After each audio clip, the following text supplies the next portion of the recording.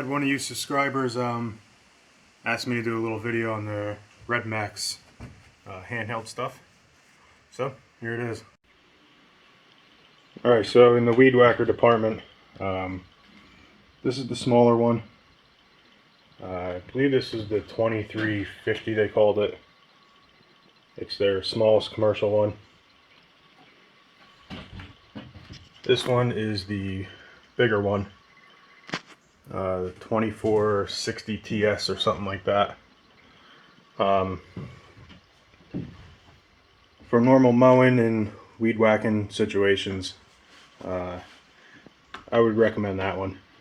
It's a lot lighter, and all you're doing, if you're just trimming your normal grass, edging walkways, beds, that's fine. This one here, it's a lot heavier, it's a lot more money. Well, about 80 to 100 bucks more, depending on where you go. I feel that you can't feather the throttle as much on the big one, so I'm not gonna get another one of these, not for a weed whacker at least. This one I believe I paid $240, and this one was right around $340. I usually wait till my dealer has the Redmax products on special sales and different little promotions, and I shop there quite often, so they usually email me and let me know when they have stuff coming up. So, but either way, I think they're great. I haven't had any problems with them. They hold a fair amount of line. You usually get 2 to 3 days out of them. So that's it for the weed whackers. Even though this is a little big for the mowing, this is still, it has no problems with the engine. Plenty of power to weed whack your higher stuff, brush, stuff like that. That's where this one comes into play real nice. So if you're doing, heavy stuff, I would go with the big one. But if you're just going with, your normal grass, I would just jump down to the smaller one. So, and this one I've had for 3 years now, the small one, so it does fine. Alright, let's get to the weed. Alright, both blowers I have, they are the EBZ 7500 series. They're the only two I have. I have a real small Sthil backpack blower that I got years ago, a real tiny one. These, they seem to have plenty of power for the dry leaves. I've used an 8500 before, and that's where they definitely come into play with the wet leaves and pine needles, stuff like that. But again, if you're just, this is all based on mowing. The 7500s have more than enough power. They're not that heavy. They're great on fuel, I will say that. I opted for the models that have the throttle right here. I don't really like the handle ones around the ones that are on the tube. Sometimes you're not even really holding it here. I usually hold it down here.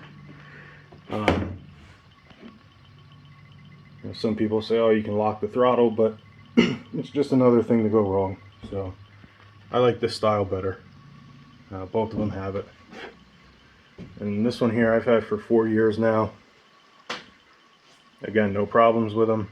I actually just changed the spark plug this spring for the first time, and it looked fine. I probably could have kept going. And this one's 2 years old, so if they work, I usually just keep them till they go, or unless there's some sort of deal or special where you're saving a couple bucks on a new one. So again, these are the EBZ 7500. This unit,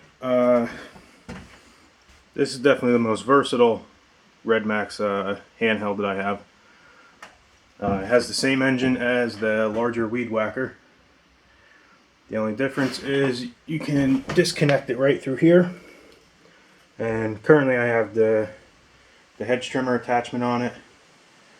The actual trimmer part, I believe, is 22 inches long. You can adjust it. You undo this here, and then it rotates around 45 degrees or so. It's not as strong as, I think you lose some power and torque through the connection as a normal hedge trimmer.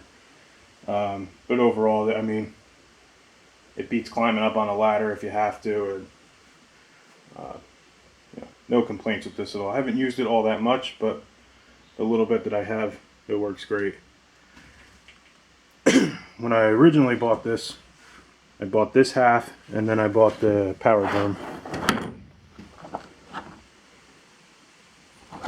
Redmax calls it the sweeper. This one is a lifesaver. Paver jobs, mud. I've used it as a squeegee when the garage flooded. I know that Echo makes one that has bristles on it, more like a broom than these rubber paddles. I don't know if Redmax does. I've never looked into it. But this is great, especially for your spring cleanups when you're cleaning up gravel. It gets it right out of the grass pretty damn good. So I would highly recommend it.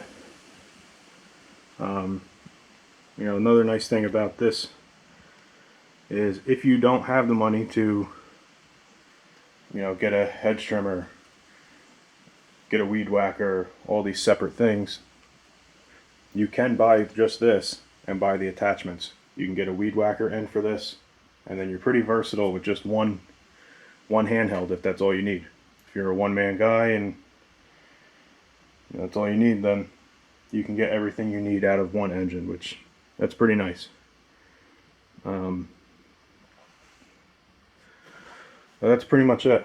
So the head, the weed whacker, the hedge trimmer head, that was 315 bucks, and the power broom was 200. So, but so far everything has been worth the money, even if I had to pay more for them. They've held up. I haven't had to do any repairs on them. So, if you have any questions, drop it in the comments section.